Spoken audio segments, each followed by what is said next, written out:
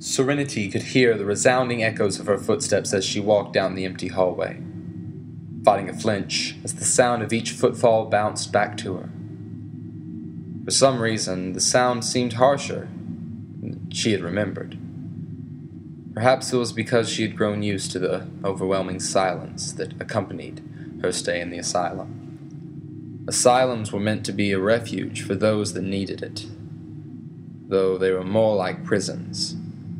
A mental and physical prison for those that wanted most to escape. Freedom was no longer considered to be an unalienable right. The wealthy could buy their freedoms while everyone else stuck to the strict regime that the government set forth, enforced by the seers.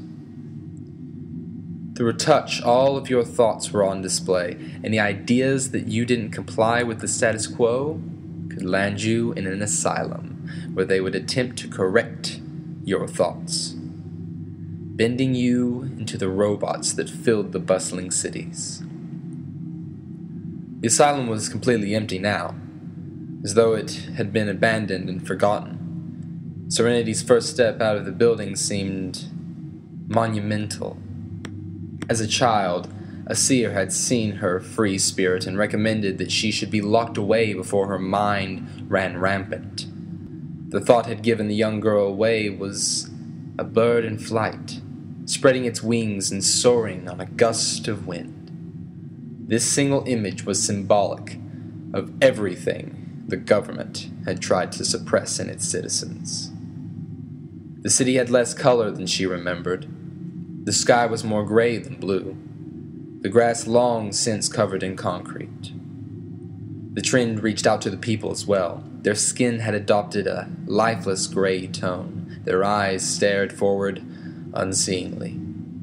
Continuing to look around, Serenity caught sight of her haggard appearance in the reflection in the shop window. She noted that she seemed older than she should be.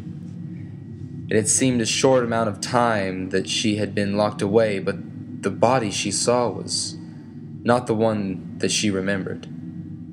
She had expected the short, round, and bright child of her memories. Instead, the vision that met her was a woman, hollowed out and spent. An overwhelming fear overtook her when she moved and saw the reflection twitch in response. "Excuse me, what's the date?" she frantically asked the person nearest her. The man didn't act as though he had heard her at all, continuing on with his gaze forward. Serenity continually, frantically, trying to get the attentions of those around her to no result. Finally, she reached out to grab a woman who was passing quickly. The woman's gaze quickly snapped to the frantic girl, and Serenity instantly let go, regretting her actions. The woman's eyes were dead. No emotion or thought could be seen. They locked gazes and stood for a moment before the woman let out an ear-piercing scream. Serenity stumbled back, covering her ears, as she fell to her knees with her eyes fixated on the strange scars surrounding the woman's open mouth. The marks were so unsettling that she closed her eyes in an attempt to block out both the image and the sound emanating from it. When the woman finally stopped shrieking and Serenity was able to effectively think again, she looked up only to find that she was surrounded by men. Before she had time to process what was happening, a needle was pressed into her neck, and she felt consciousness slip away as the ground grew nearer. Upon awakening, it became obvious that she was not lying in the street. The smell of antiseptic was overwhelming as she opened her eyes and peered around the bright room. It seemed as though she was bound to a table that was being held at an angle so it slightly reclined from being vertical. Looking down, her eyes were immediately drawn to the leather straps across her body. Tearing her eyes from the fastenings, she caught the glint of silver in her peripheral vision. Looking for the source, her eyes fell on the metal tray with several medical instruments that spread across the surface. However, it was hard for her to focus on anything other than the bloody scalpel. Adrenaline coursed through her veins as she started to open her mouth to scream only to encounter resistance. Frantic, she tried to break free from the bands but had no luck. She continued to fight until she heard a door opening somewhere behind her. "Ah, I see that you're awake. It's a shame that I forgot to put the mirror up before I left so you could admire my work. We couldn't have you getting loud with the process going on. It makes it take longer," said a man from right behind her.